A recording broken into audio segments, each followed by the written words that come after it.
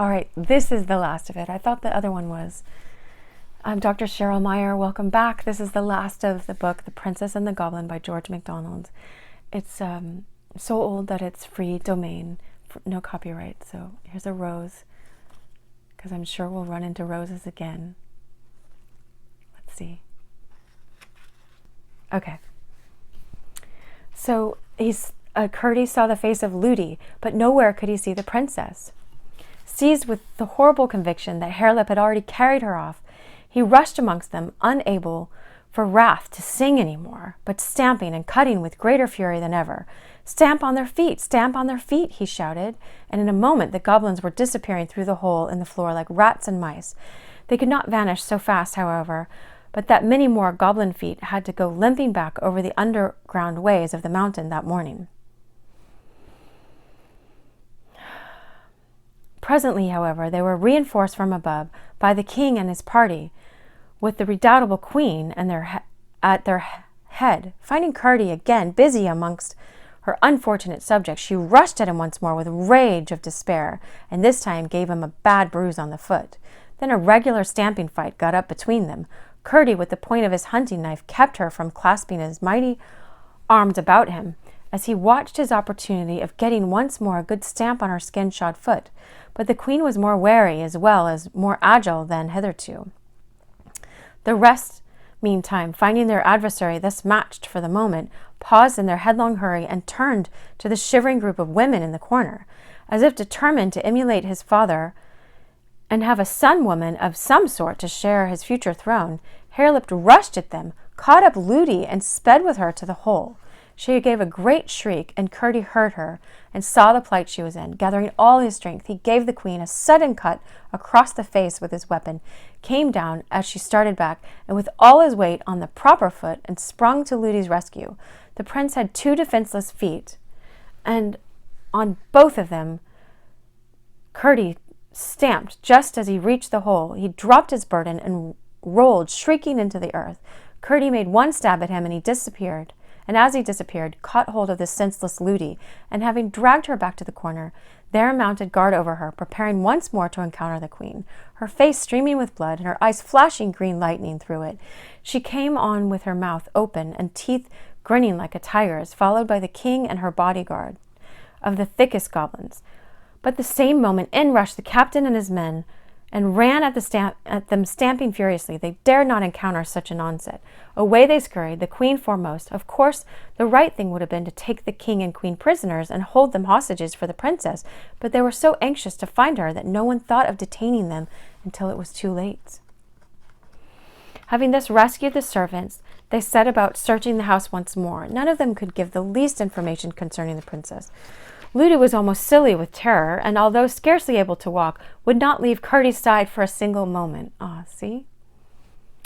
Again, he allowed the others to search the rest of the house, where, except a dismayed goblin lurking here and there, they found no one, while he requested Ludi to take him to the princess's room. She was as submissive and obedient as if he had been the king. He found the bedclothes tossed about, and most of them on the floor, while the princess's garments were scattered all over the room, which was in the greatest confusion. It was only too evident that the goblins had been there, and Curdy had no longer any doubt that she had been carried off at the very first of the inroad. With a pang of despair, he saw how wrong they had been in not securing the king and queen and prince, but he determined to find and rescue the princess, as she had found and rescued him.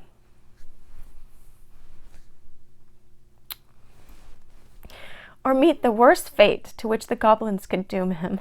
Sorry, it just touches my heart so much. Chapter 28. Curdy's Guide. Just as the consolation of this resolve dawned upon his mind, and he was turning away for the cellar to follow the goblins into their hole, something touched his hand. What do you think it is? It was the slightest touch, and when he looked, he could see nothing. Feeling and peering about. In the gray of dawn, his fingers came upon a tight thread. He looked again, and narrowly, but still could see nothing. It flashed upon him that this must be the princess's thread. without saying a word, for he knew no one would believe him any more than he had believed the princess. He followed the thread with his finger, contrived to give Ludi the slip, and was soon out of the house and on the mountainside, surprised that, if the thread were indeed her grandmother's messenger, it should have led the princess, as he supposed it must, into the mountain, where she would be certain to meet the goblins, rushing back in rage from their defeat. But he hurried on in the hope of overtaking her first. When he arrived, however, at the place where the path turned off for the mine, he found that the thread did not turn with it, but went straight up to the mountain. Could it be that the thread was leading him home to his mother's cottage? Could the princess be there? He bounded up the mountain like one of its own goats, and before the sun was up, the sun's rising, the thread had brought him indeed to his mother's door. There it vanished from his fingers, and he could not find it, search as he might. The door was on the latch, and he entered. There sat his mother by the fire. I have a picture of this from the other book.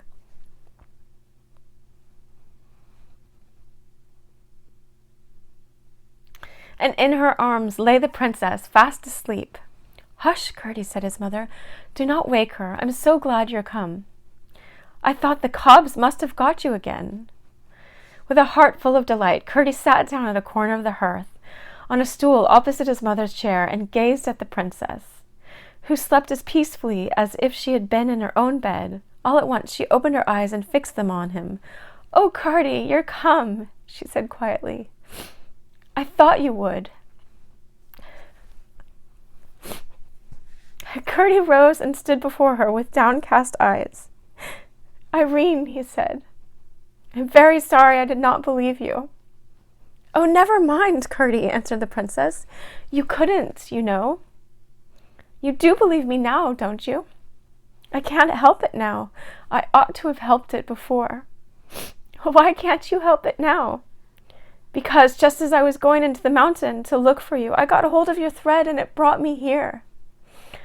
"Oh, you've come from my house, have you?" "Yes, I have." "I didn't know you were there. I've been there 2 or 3 days, I believe." And I never knew it." "Then perhaps you can tell me why my grandmother has brought me here. I can't think." "Something woke me. I didn't know what, but I was frightened, and I felt for the thread, and there it was. I was more frightened still when it brought me out on the mountain, for I thought it was going to take me into it again, and I like the outside of it best. I suppose you were in trouble again, and I had to get you out."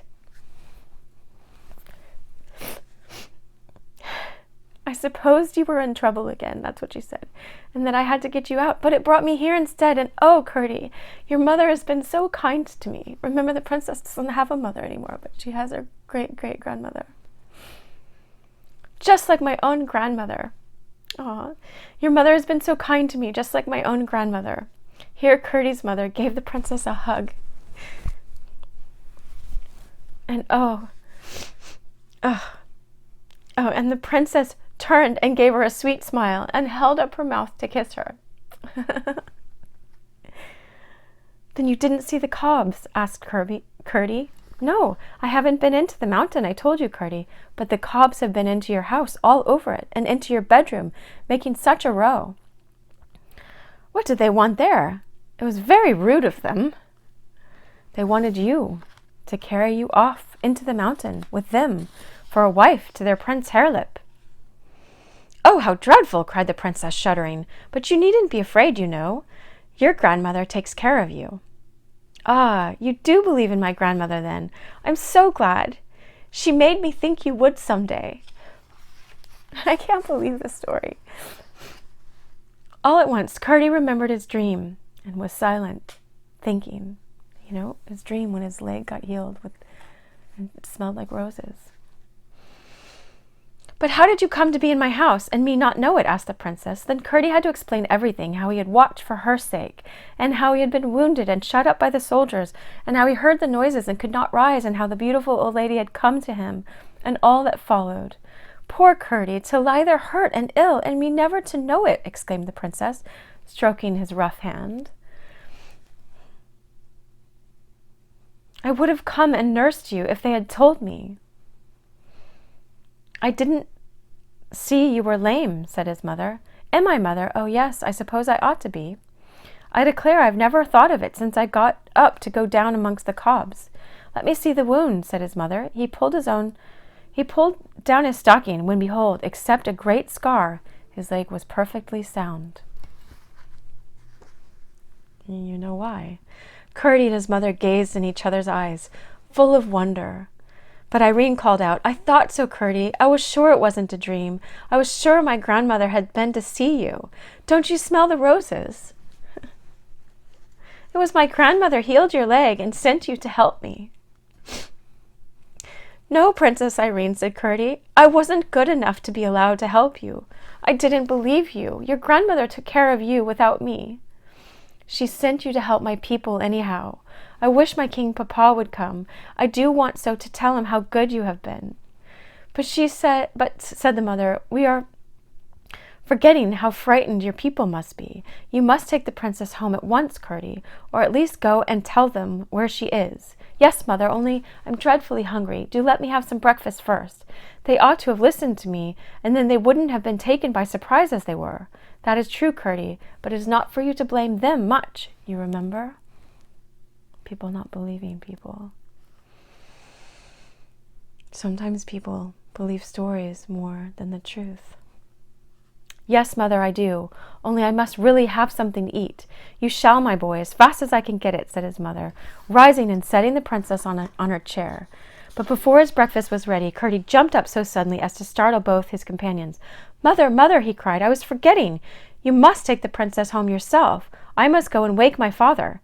Without a word of explanation, he rushed to the place where his father was sleeping. Having thoroughly roused him with what he told him, he darted out of the cottage. Mason work. This is chapter 29. He had all at once remembered the resolution of the goblins to carry out their second plan upon the failure of the first. No doubt they were already busy, and the mine was therefore in the greatest danger of being flooded and rendered useless, not to speak of the lives of the miners. When he reached the mouth of the mine, after rousing all the miners within reach, he found his father and a good many more just entering. They all hurried to the gang by which he had found a way into the goblin country. There, the foresight of Peter had already collected a great many blocks of stone with cement ready for building up the weak place, well enough known to the goblins. Although there was not room for more than two to actually be building at once, they managed, by setting all the rest at work in preparing the cement and passing the stones, to finish in the course of a day a huge buttress filling the whole gang and supported everywhere by the live rock. Before the hour when they usually dropped work, they were satisfied that the mine was secure. They had heard goblin hammers and pickaxes busy all the time, and at length fancied they had heard sounds of water they had never heard before. But that was otherwise accounted for when they left the mine, for they stepped out into a tremendous storm which was raging all over the mountain. The thunder was bellowing, and the lightning lancing out a huge black cloud which lay above it, and hung down its edges of thick mist over its sides. The lightning was breaking out of the mountain too, and flashing up into the cloud from the state of the brooks, now swollen into raging torrents. It was evident that the storm had been storming all day. The wind was blowing as if it would blow him off the mountain, but anxious about his mother and the princess, Curdie darted up through the thick of the tempest. Even if they had not set out before the storm came on, he did not judge them safe, for in such a storm even the poor little house was in danger. Indeed, he soon found that but for a huge rock against which it was built, and which protected it from the blasts and the waters, it must have been swept if it was not blown away, for the two torrents into which this rock parted the rush of water behind it united again in front of the cottage, two roaring and dangerous streams, which his mother and the princess could not possibly have passed. It was with great difficulty that he forced his way through one of them and up to the door. The moment his hands fell on the latch, through all the uproar of the winds and waters, came the joyous cry of the princess, "There's Curdie, Curdie, Curdie!" She was sitting wrapped in blankets on the bed, his mother trying for the 100th time to light the fire, which had been drowned by the rain that came down the chimney. The clay floor was one mass of mud, and the whole place looked wretched, but the faces of the mother and the princess shone as their troubles only made them the merrier. I love it when it happens like that. Oh, that's been my life lately. Curdie burst out laughing at the sight of them. "I never had such fun," said the princess, her eyes twinkling and her pretty teeth shining. "How nice it must be to live in a cottage on the mountain." "It all depends on what kind your inside house is," said the mother. Your inside house.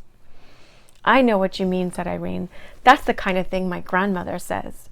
By the time Peter returned, the storm was nearly over, but the streams were so fierce and so swollen that it was not only out of the question for the princess to go down the mountain, but more dangerous for Peter or even Curdie to make the attempt in the gathering darkness.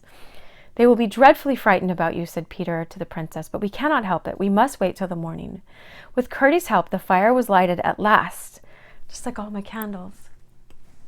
Oh, good. The one is still lit that I was worried about. And the mother set about making their supper, and after supper they all told the princess stories till she grew sleepy. Then Curdie's mother laid her in Curdie's bed, which was in a tiny little garret room. As soon as she was in bed, through a little window low down on the roof, she caught sight of her grandmother's lamp shining far away beneath, and she gazed at the beautiful silvery globe until she fell fast asleep.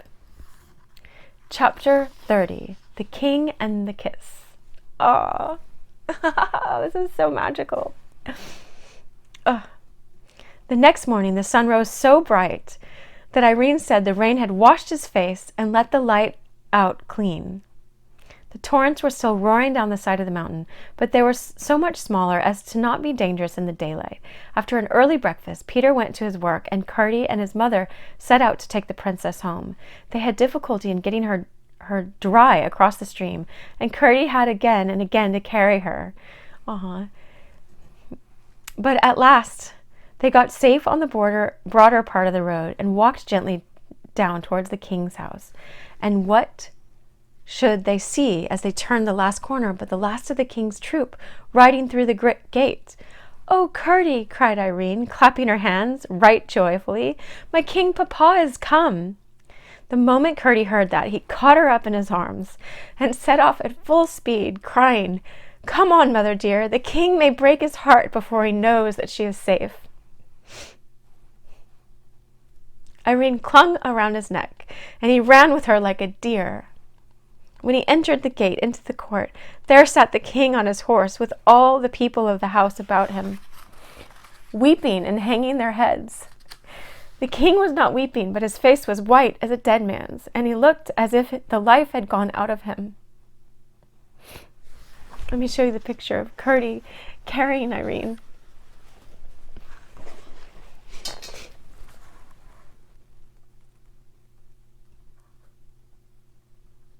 And over the stream. The men-at-arms had brought with him sat with horror-stricken faces, but eyes flashing with rage, waiting only for the word of the king to do something. They did not know what, and nobody knew what. The day before, the men-at-arms belonging to the house, as soon as they were satisfied the princess had been carried away, rushed after the goblins into the hole, but found... all my crying.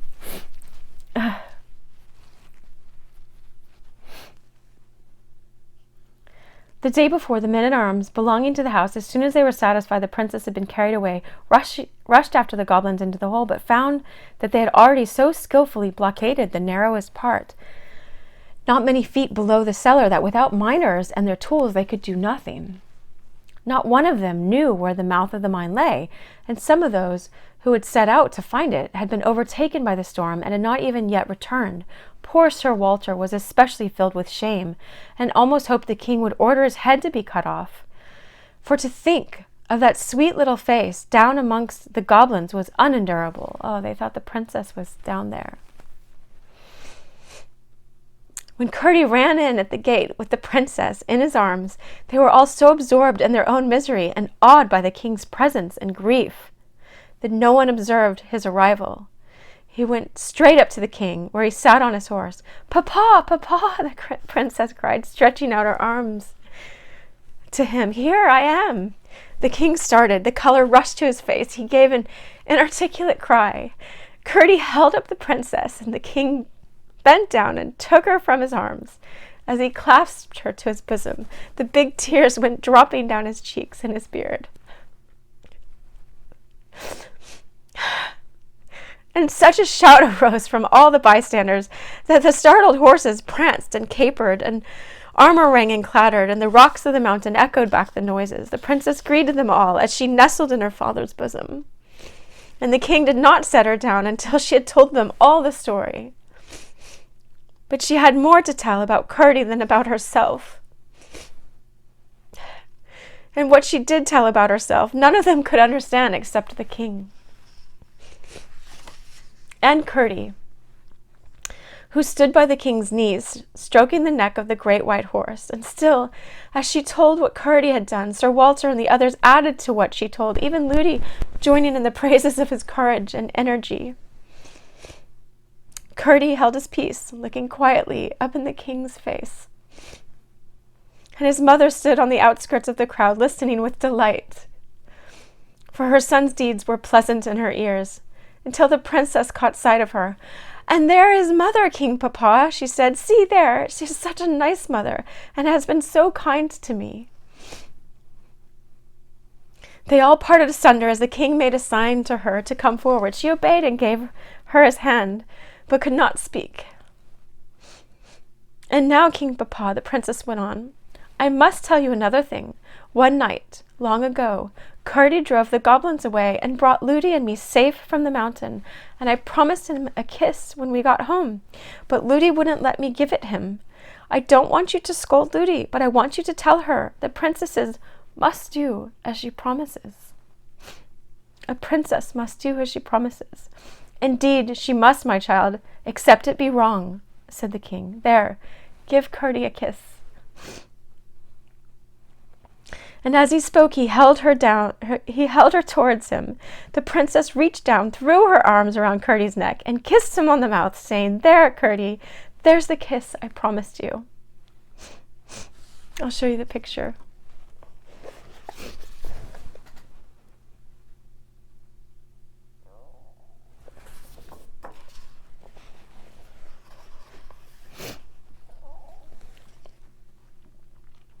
And they all went into the house, and the cook rushed to the kitchen, and the servants to their work, and Ludi dressed Irene in her shiniest clothes. And the king put off his armor, and put on purple and gold, and a messenger was sent for Peter and all the miners, and there was a great and grand feast, which continued long after the princess was put to bed. Chapter 31, The Subterranean Waters. The king's harpers, who always formed a part of his escort, was chanting a ballad which he made as he went on playing on his instrument about the princess and the goblins and the prowess of Curdie, when all at once he ceased with his eyes on one of the doors of the hall. Thereupon the eyes of the king and his guests turned thitherward. The next moment, through the open doorway came the Princess Irene. She went straight up to her father, and with her right hand stretched out a little sideways, and her forefinger, as her father and Curdie understood, feeling its way along invisible thread. She has a thread again. The king took her on his knee, and she said in his ear, "King Papa, do you hear that noise?" "I hear nothing," said the king. "Listen," she said, holding up her forefinger. The king listened, and a great stillness fell upon the company.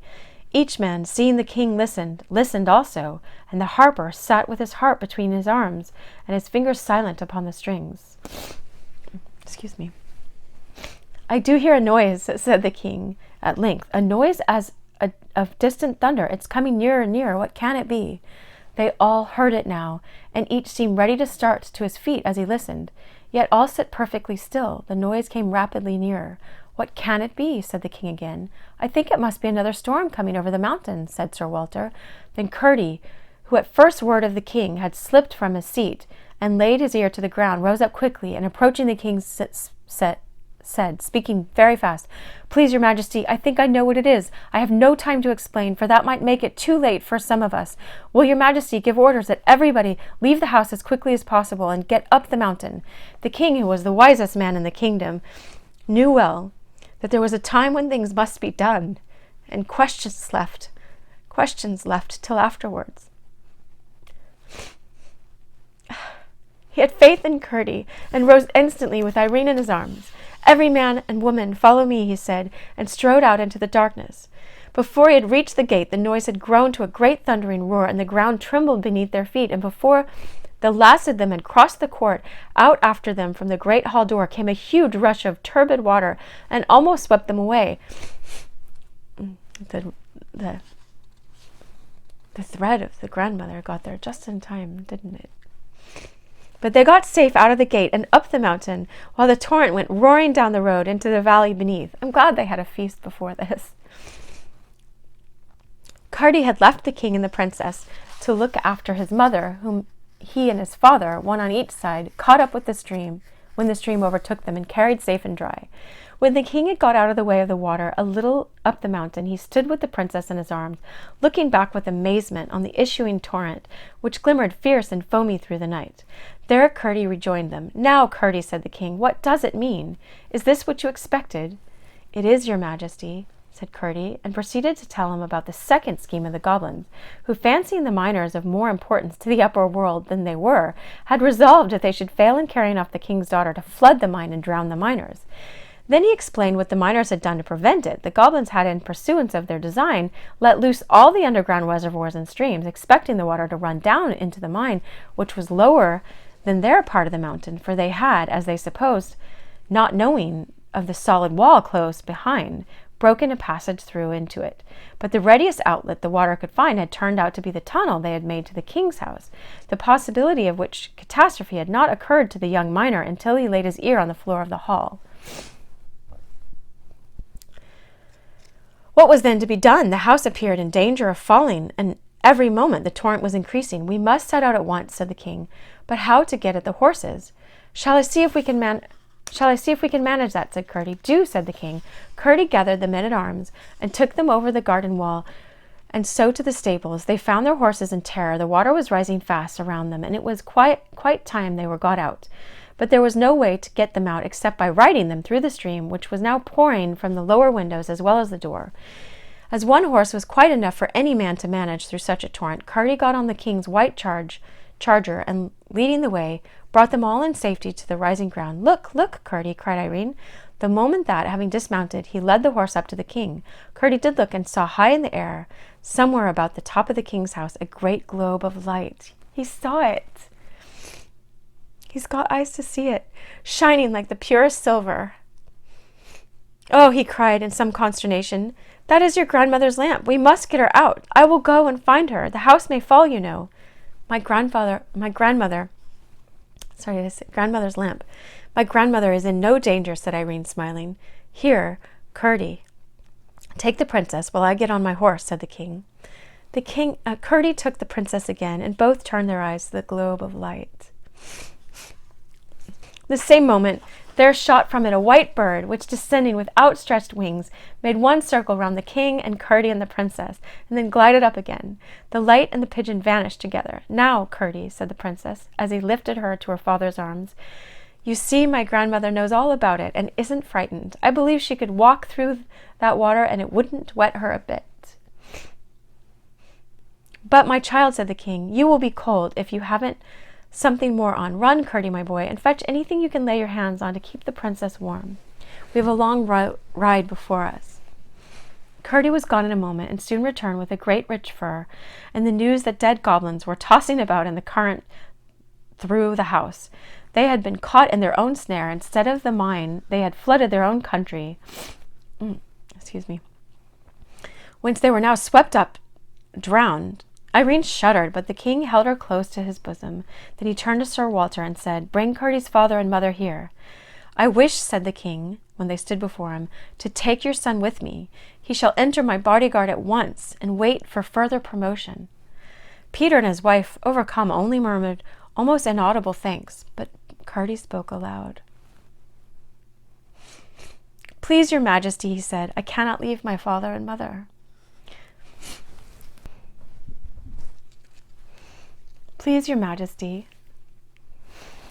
he said, "I cannot leave my father and mother." "That's right, Curdie," cried the princess. "I wouldn't if I was you." The king looked at the princess and then at Curdie with a glow of satisfaction in his countenance.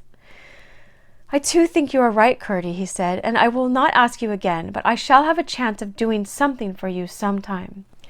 Your Majesty has already allowed me to serve you, said Curdie. But Curdie, said his mother, why shouldn't you go with the king? We can get on very well without you. But I can't get on very well without you, said Curdie. Remember, he was still young. I mean, he's grown. There's been years in this story, I think, but I've got to wrap this up.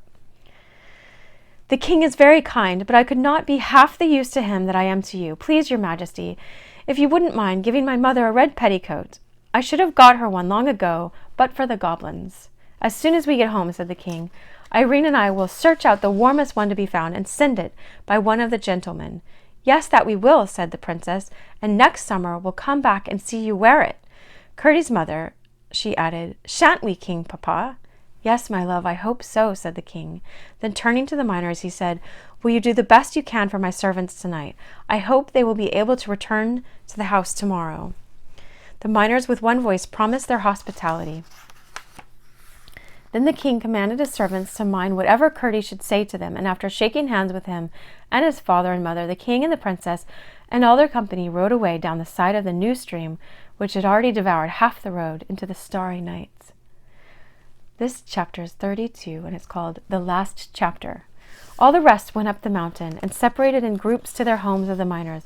Curdie and his father and mother took Ludi with them, and the whole way a light, of which all but Ludi understood the origin, shone upon their path. But when they looked round, they could see nothing of the silvery globe.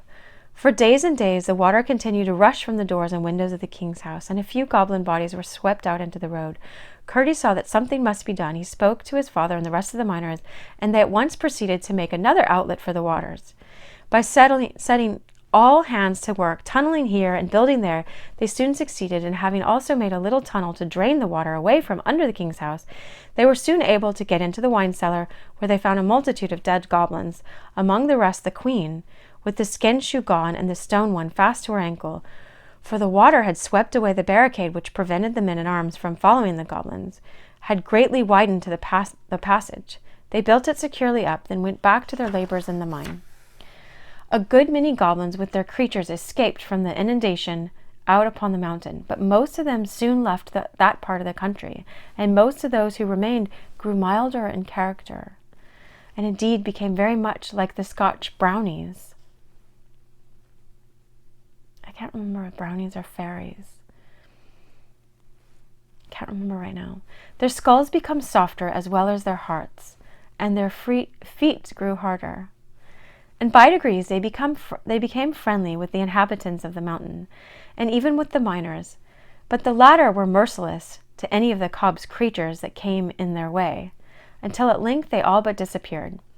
The rest of the history of the princess and the Curdie must be kept for another volume. Thank you so much for joining me. This is so magical for me. I hope it was for you. I love you guys. Bye.